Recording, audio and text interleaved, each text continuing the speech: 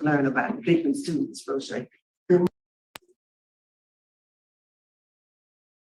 Morning, Mr. Roche.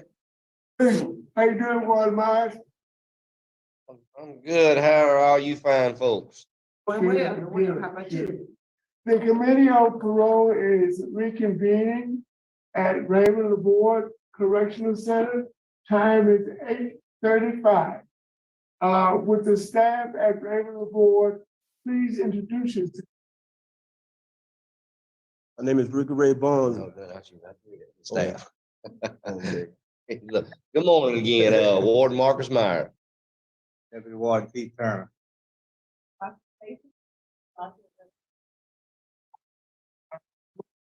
Our first case today, would the offender please introduce yourself? Ricky Ray Barnes, 119466. Thank you, Mr. Barnes. To my right is Mrs. Cheryl Unaza. To my left is Mrs. Pearl Wise. My name is Alvin Roche. We will compose your panel today. Let me explain the process to you. Our recent information into the record was that information into the record will conduct a parole interview. At the appropriate time, we'll allow your guests to make a statement, and also we'll allow Warden Meyer or Warden Turner to make comments and remarks if they wish. At the very end, before we vote, we'll give you a brief opportunity to make a statement on your behalf. You understand the process? Yes, sir. With us this morning, we have your niece, and would you introduce yourself, Ms. Corquay?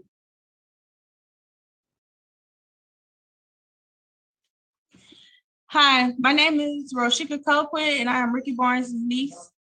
Okay, thank you. At the appropriate time, we allow you to make a statement. Would Mr. Vance introduce yourself?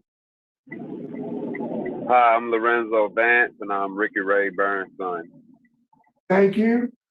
Ms. Vance? Hi, I'm Mauricia Vance, and I'm Ricky Ray girlfriend, Okay. his mother. Okay, at the appropriate time, we allow you to make a 2 or 3 minute statement. And then after that, we'll proceed with the hearing, okay? Mr. Okay, Barnes, Sir. you understand the process? Yes, sir. Mr. Barnes, Yes, sir. tell me about the write-up that you got on April 20th, 2022, the first day you arrived at Raymond LaBorde Correctional Center. I was given a drug test and failed it. They found methamphetamine in my system. Okay. So now, that write-up is within 12 months of this hearing, and it's a possibility that we could deny you based on that write-up because it's within 12 months of this hearing, plus you had 4 aggravated fights within 2021. So Ms. Wise has been assigned your case. So would you please answer Mrs. Wise's question? Good morning. Morning. Hold on for the record, Mr. Burns, how long you been in jail on this charge? 28 years and 9 months. 28 years and 9 months, okay. And how old are you today? 56. 56, okay. The records I have show that you're the father of 7 children. Is that correct? Yes, ma'am. How many mothers is that? 3. Okay, and what's your oldest child and your youngest child? Oldest child is 42. My youngest child is, I believe, 29. Okay, everybody's grown, huh? Your grandfather? Yes, ma'am. All right, what about great grandfather? Not yet. Okay, it's coming, it's coming. And I want, as Mr. Roche said, because of the write-up, I would like to see you going a longer time write-up rate. I realize you just got at that facility, but that's very concerning to me. And I do want you to know that probation parole was able to reach your victim, where they're able to reach one of your victims in the robbery. And that victim said that he was traumatized for a long time, so much so that he left Shreveport behind that robbery. But as of the time that PNP was talking to him, he said that he was doing well. He had moved forward, and he just, wish you well. And he just didn't have any comments. He's going to trust the wisdom of this board as to what kind of action to take today. And I just thought it was important that you know that. Ma'am. And I also want to advise you that we reach out to the law enforcement community to get their opinion about early release. And there's a lot of opposition to your early release. And this is how you were described by one of the law enforcement officials. I want you to know this. Many of Barnes' prior convictions involve violence against members of the public or law enforcement. Our office believes that Barnes will continue to oppose a danger to the public if granted parole. I'll speak to that. What do you say about that? Well, my prior convictions is not violence against no one property, nothing like that. If I'm allowed, I mean, one of them is a simple burglary charge, and it was on an empty house. I received that, and the second charge was shoplifting. I was a principal to that charge. I didn't commit the crime, but I was a principal to the charge because I was with the people that committed the offense. My third offense is contraband in the penal institution, which consists of possessing a screwdriver. Okay. My only prior charge is violent. Is the prior one I'm doing time for now is the armed robbery. Okay. All right. So you disagree with that assessment of you? That's what you're telling me. That's not true. Yeah. That's fine. Are you enrolled in GED now? Yes, ma'am. How's it coming? Doing pretty good. Doing pretty good right now. When do you expect to test? Ma'am? When do you expect to test? Oh, we test May 15 and May 16 on our TAVE test. All right, good. I wish you well. I wish you well. If you were successful today, what are your plans? Where would you live and how would you support yourself? Well, I have a place of residence. A few people are speaking up for me now. They gonna find me. They looking for employment for me right now. Okay. Okay. And where would you? Who would you live with? Who would you live with? My sister-in-law. My sister-in-law. He has no problem about me living there. Matter of fact, they have the address and the phone number to a place. Okay. So that would be no problem there. So what kind of work experience do you have? What kind of job skills do you have? Truck driving, management, landscaping. I just graduated from forklifting class, so I had that in my Congratulations. Okay. resume. Good for you. Do you think you need any kind of substance abuse treatment? Yes, ma'am. I think it would do me some good. Have you put in for it? Requested it? Yes, ma'am. You have? Yes, ma'am. Matter of fact, they have me to go into the next class in what's called living in balance. So I should Good. pass very soon. Yeah. Let me encourage you to sit on the front row on that and really pay attention. All right. Thank you for answering my questions. That's all I had, Jim. Thank you, Ms. Wise. Okay, Ward Meyer, any comments? Well, yes, sir, Mr. Roche. As you pointed out earlier, upon Ricky's arrival here, he tested positive for methamphetamines, and he and I had a conversation about that. And he did admit to me that he had used drugs while at Angola. And as you can see from his conduct history there, it was extremely poor.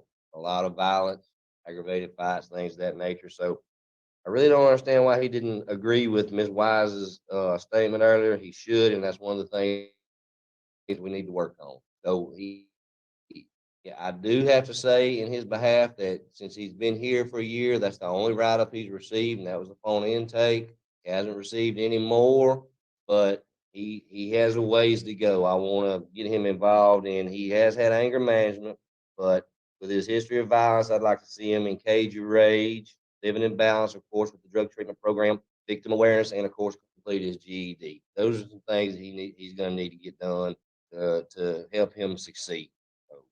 I think he's on the right track. He's doing better since he's been here. He's got some work to do. Good, thank you, Warden Ryan. At this time, would, Mr. Vance, open your mic, please. Yes, how you doing this morning?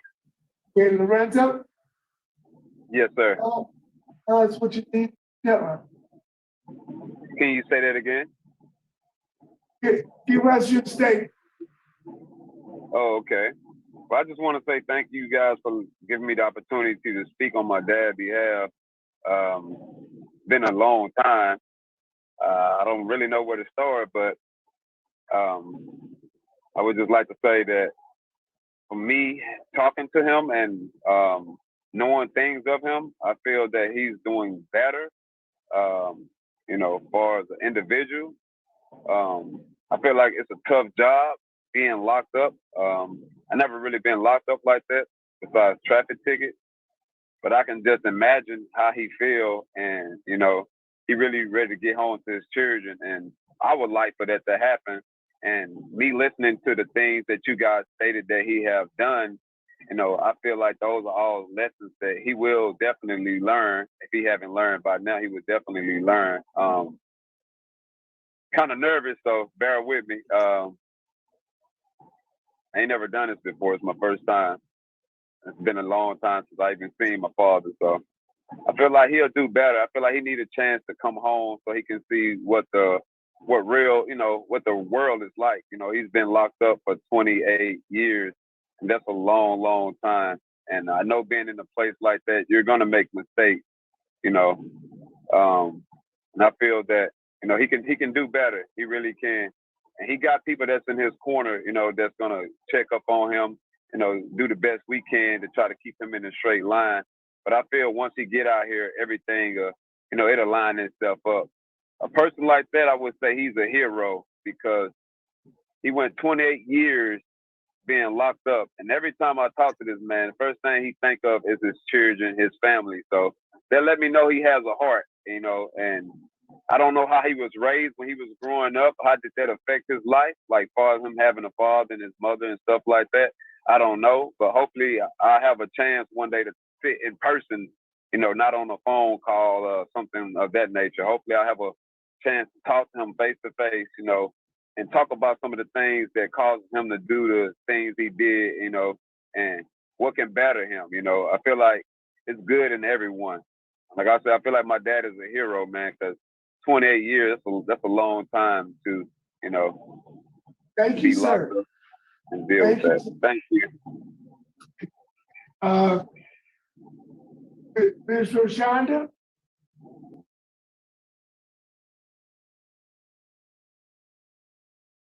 Give us your statement.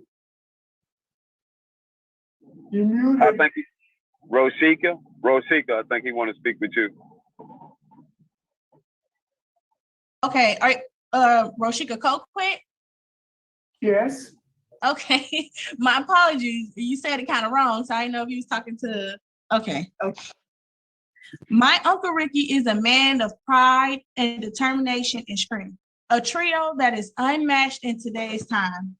Over the years, I have talked to my uncle. I can hear the change. I can hear the face. And most importantly, I can hear the hope of having a second chance. I feel my uncle has enough pride, determination, and strength needed to never return to a role as such as being an inmate. And behind that pride, determination, and strength, he has family who are driven to ensure he has a successful transition from prison. Will he have challenges? Yes, because the world has evolved. But will those challenges stop him? No. I have faith that my uncle will never return to the confined spaces of prison. Serving in the Army for 13 years, I will hold him accountable. I will assure, and along with others alongside me, that he never returns. He has a home, he has a family, and we have faith that he will have a successful transition. Please give my uncle a second chance. Thank you, Ms. Colquitt.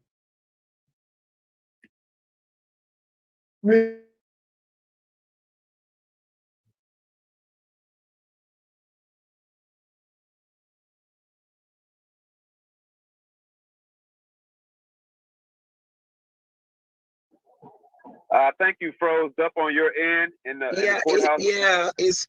it's froze up. Thank you, Rashika. You're welcome. Awesome.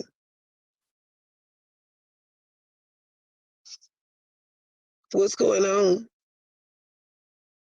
Rashika, can you hear them? Nah, it's froze on my end too. Yeah, everything is froze. Just, this is Warden Myers. Hang tight, man. They having a problem. They'll be back on in a minute. Okay. Can you guys hear us? We can, but there's Okay. a problem there at headquarters, so just hang Hello, tight. can you hear us? Just hang tight. Okay.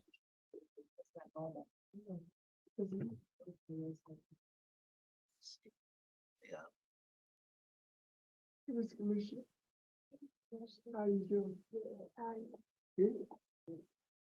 Unmuted.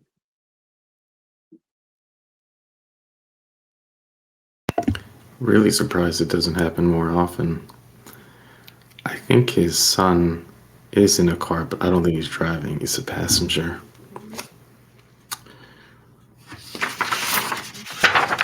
His niece made a nice speech. It was well thought out, well written, and well said. It was cute, the exchange they had after about it. Let's see if I can fast forward a bit.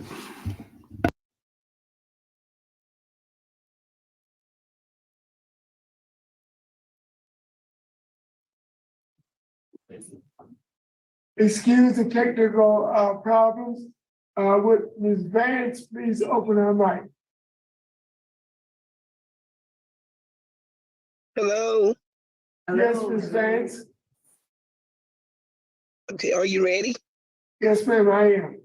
How everybody doing? For me, I speak with Ricky every day. So for the last 28 years, and I see the changes in Ricky. And I also, I just think he deserves a second chance at life to catch up with his family, to get to know his kids, to get to know his grandkids. You know, I don't think constantly being incarcerated is going to help him. He's been doing this a long, long time away from the family. And I just ask y'all to grant us that opportunity to help Ricky out here. He have a place to go. We're working on a place for him to get a job. And we'll pay the fees that he have to pay and to get him back transition into the world. You know, so he can get out here and be focused. And I think knowing that he have these kids, grandkids, he's not going to make any mistakes. I mean, this was like, he was 20-something years old when he came to prison. I'm very nervous, so just bear with me. I hadn't, you know, I hate to see him die in there. And he done lost his father, brother, and he's still hanging on to get out to see his kids, to spend time with his family. And most of all, you know, I can only imagine being in prison, dealing with the same people every day. And we all see what's going on out here in the world and how tough it is to get from day to day, you know. And this him dealing with the younger crowd, a different generation. Ricky don't know how to use a cell phone. He don't know anything about an email, you know, and he's not going to learn it in jail. Thank you, ma'am. We appreciate your statements and we do understand it. And we just want to see Ricky Barnes have a period of 2 or 3 years where he has no write-ups. He has a chance to get his GED. He has a chance to get some substance abuse. So when he is released, he'll have the tools that he needs to be successful. Right now, Well, you guys offer that out here. ma'am, would you please mute your mic?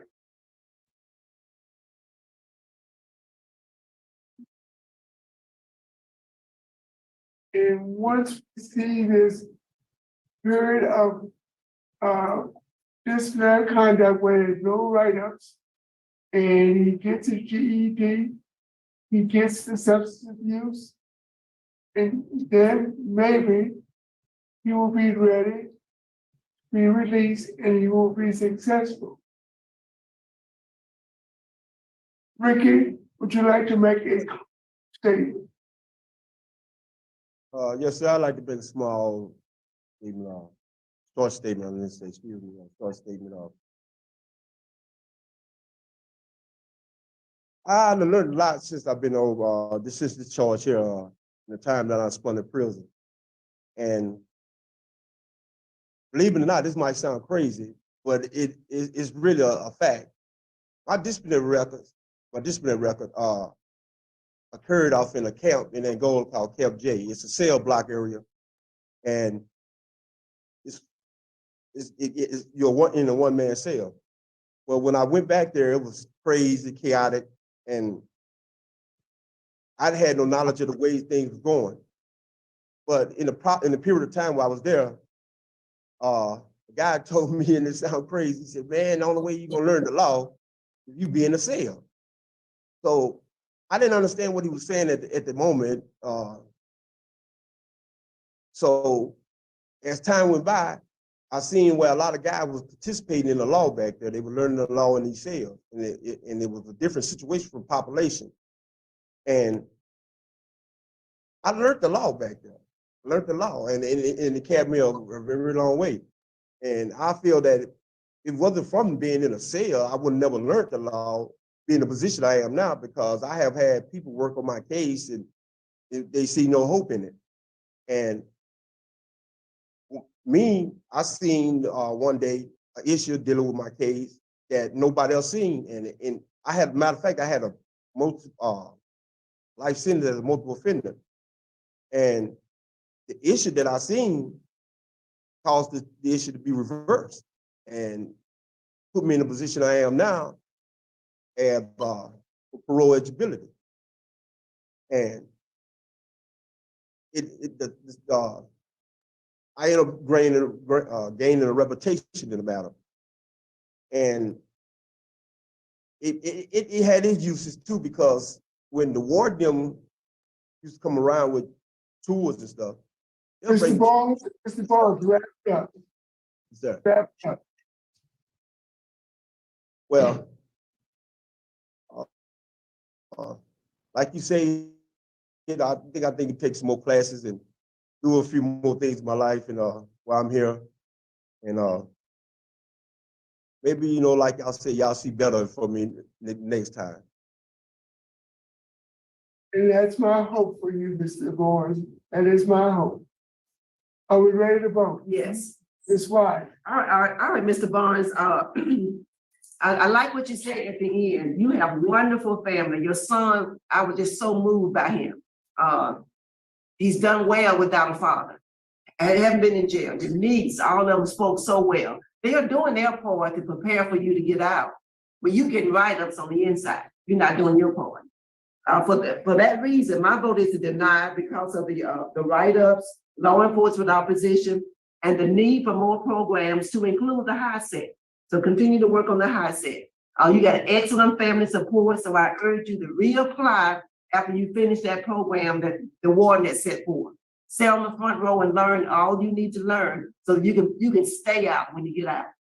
You started criminal activity at 17. You got this charge at 27. So you got a lot of learning to do. Best wishes to you, sir. Thank you, Ms. Wise. Mr. Renato. Mr. Barnes, I'm so encouraged about what you just said. You know, you had a hard time at Angola. I see that. And we do see in the record that you were resentenced. So you're here today. But even after your resentencing, you tested positive for the meth. So you got to work on that. I'm encouraged by what Warden Myers said about you and your conversation with him. And you need some work. And you're in a good place to be able to do that. You can focus on you. It's not about getting out of jail, it's about staying out of jail, and that's what we want for you. So my vote today is to deny with a very strong encouragement. You take advantage of the opportunities Warden Myers is going to give you and reapply as soon as you're eligible to do so. So you can go out and be with your Well, luck. Mr. Barnes, based on your genuine disciplinary conduct, which is unacceptable, law enforcement opposition, and a lack of rehabilitative programs, I too will deny your request. You have received 3 votes to deny your request. Your request for early release has been denied. You have a good day. thank y'all.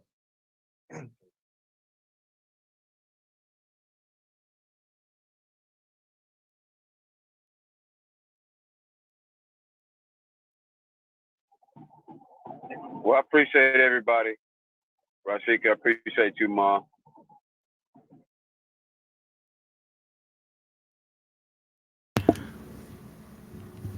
I like his son. He's got great energy. And it is pretty amazing that with the father locked up in prison, he hasn't had so much as a driving ticket. It's sad though. 27 years locked up. And we'll go over the transcript of what it was that got him locked up, and it was pretty scary. But it's just sad when you hear his son say that he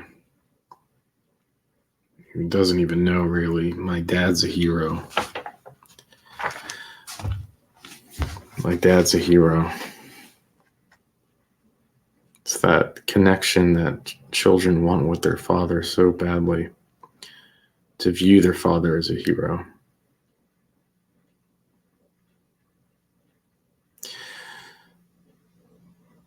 You know, and it is on him for not being released. I hate these long sentences. We see people serve less time for taking multiple lives. And he has pretty vicious armed robbery, but not nearly as bad as we've seen. But the problem is that it's what he's done in prison. I mean, he came into the prison and failed the test for meth.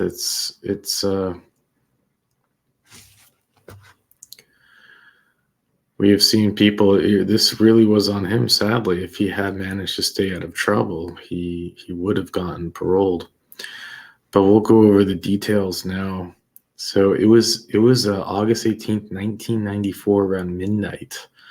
And there are people working at McDonald's, and I'm going to kind of like paraphrase it here.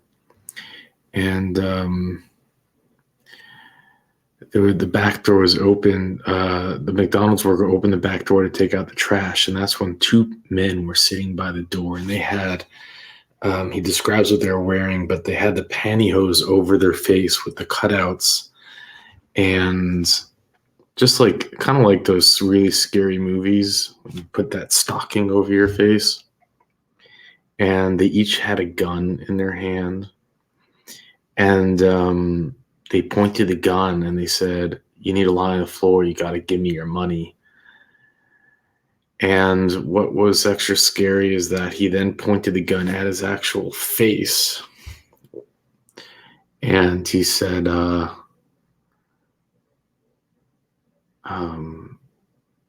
and he made him go into the safe to take the money, which it's like, you know, just imagine that you're working hard at McDonald's, like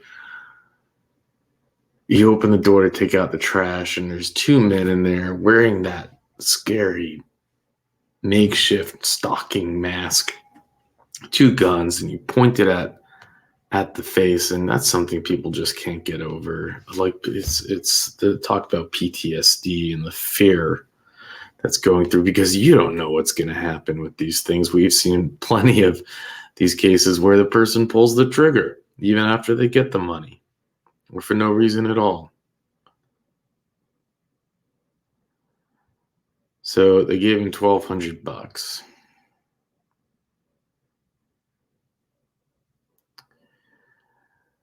Then later on, Officer S.T. Porter, and this becomes scary because I don't know why this officer put himself in the danger that he did. And it's, you know, maybe they've updated their policies, and I think it's been a long time, but what he put himself in risk.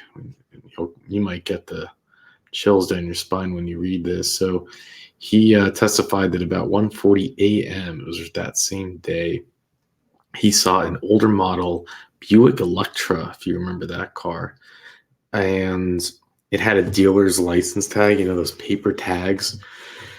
And it was secured with screws, and the officer testified that usually that's suspicious because you don't usually see those tags in an older car. And so he started to follow the vehicle because he's like, okay, this is a bit sketchy. And the Buick slowed down to just 25 miles an hour, and it was a 45-mile-an-hour speed limit. He then says that the Buick changed lanes without signaling, and that's when the police officer noticed that it had a broken vent window. And that was another red flag, because that's often how they gain entry when they steal a car. It's through breaking that vent window. Then Officer Porter turned on his lights to make the traffic stop, and he also requested backup. The Buick continued going before finally stopping. When he'd stopped, the defendant got out of the car and walked towards the officer, which is, again, this is like something in the morning. He's alone. The guy gets out, which you never do. You don't get, if you're a passenger, you don't get out of the car. And I can only imagine you don't like it when someone gets out of the car. But it doesn't seem anything escalated. After a brief conversation, the two men proceeded to the vehicle to search for proof of ownership.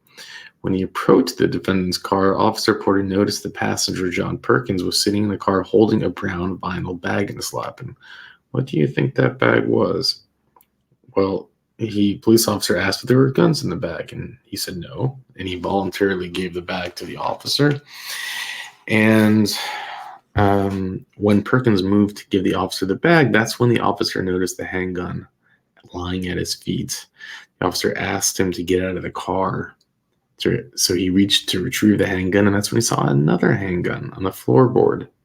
So he took both of them. One was a .38, one was a .22, not in good condition. Remember, his backup never arrived yet. He's still alone. So, like, that's what I was talking about. What's scary. You pull over a car. These guys just did armed robbery. They pointed a gun at his face. He's completely alone. They really have very little to lose at this point. And little did he know, he pulled over two guys that both had loaded handguns, and he's alone at 1-something in the morning. It's scary. That's when he noticed the blue bandana, the leg pantyhose, and a pair of sunglasses. The officer did not attempt to seize those items, so he's speaking with them, and that's finally when the backup did arrive.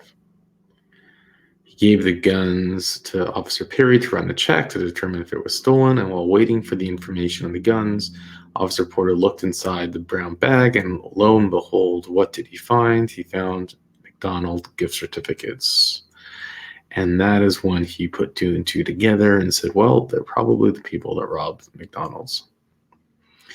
And then they found out that he was wanted for a parole violation and that the gun near him was found stolen. So he was placed under arrest. And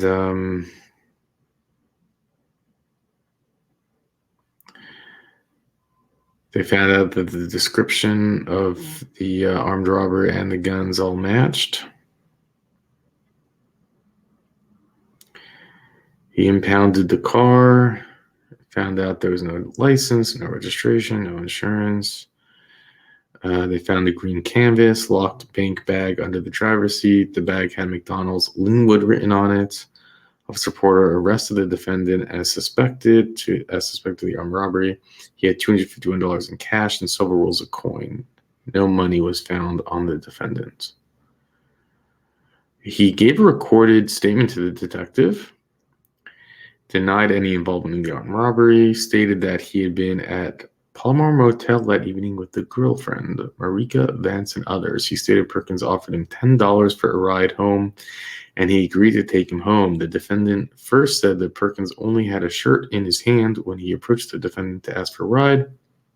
Later in the statement, he never talked to police, by the way, as we all know. Innocent or not, it's the same thing. You never talk to police. But what's interesting with so many of these cases, and I, there's an interesting point someone had mentioned, which is we only see the dumb ones, as they say, because the smart ones don't talk to the police. So you don't have anything that goes up on YouTube because they immediately call for an attorney and there's nothing to see. So it's not like they're all dumb. It's just that we only see the dumb ones. So, we have to keep that in mind. There are plenty that definitely understand their rights and don't talk. So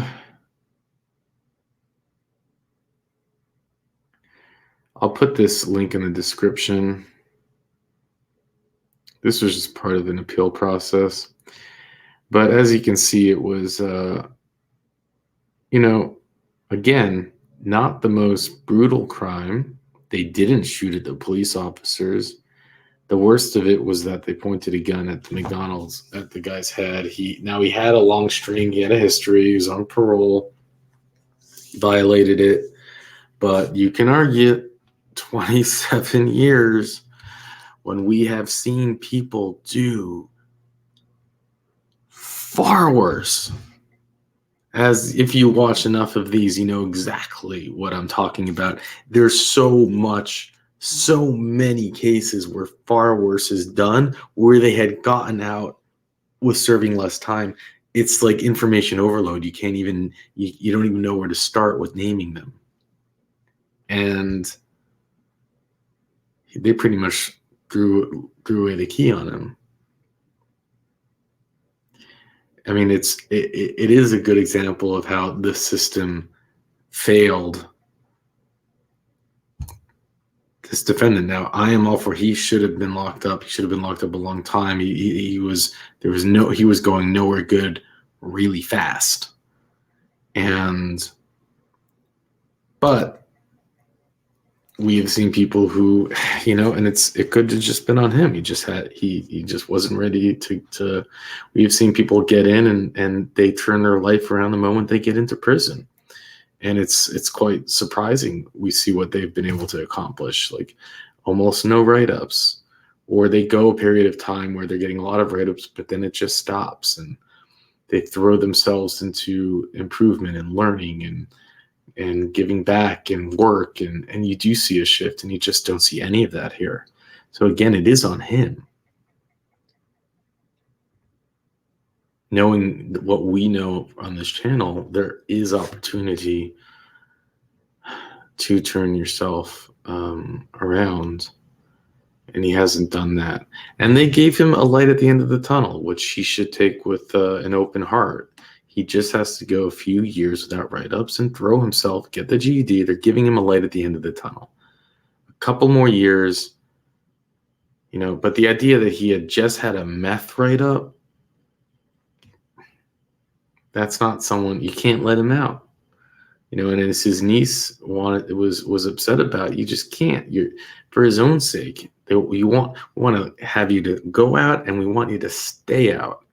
And in this case, I agree with them. You can't just let him out because he hasn't shown that he won't simply go back. He needs to prove, if anything, to himself that he can stay in the straight and narrow. So it's just a shame that he couldn't have seen this opportunity years ago. But anyways, that's just my thoughts on this. I'll include the link in the description. Thank you. Please do like and subscribe. Help the channel grow. And with that, I will let you go.